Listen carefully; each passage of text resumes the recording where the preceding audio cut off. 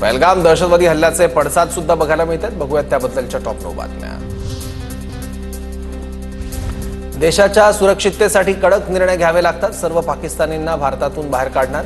कुणी अवैधरित्या राहत असेल तर तेही शोधलं जाईल. मुख्यमंत्री फडणवीसांचा इशारा. महाराष्ट्रातील 55 पाकिस्तानी नागरिकांना भारत सोडण्याची नोटीस. आज संध्याकाळी 5 वाजेपर्यंत भारत सोडण्याची नोटीस. 191 पाकिस्तानी नागरिकांनी भारत सोडल्याची माहिती. अटारी वाघा सीमा चेकपोस्ट मार्गाने देश सोडला. पाकला गेलेले 287 भारतीय नागरिकही मायदेशात परतले. पहलगाम हल्ल्यानंतर रत्नागिरीत नाकाबंदी. कोकण किनारपट्टीवर समुद्रगस्त. बस स्थानक, रेल्वे स्टेशन परिसरात श्वान पथकं तैनात. दादरमध्ये पतंजलीच्या वतीनं पहलगाम हल्ल्याचा निषेध. पाकिस्तान मुर्दाबाद अशा घोषणा देत तीव्र निषेध.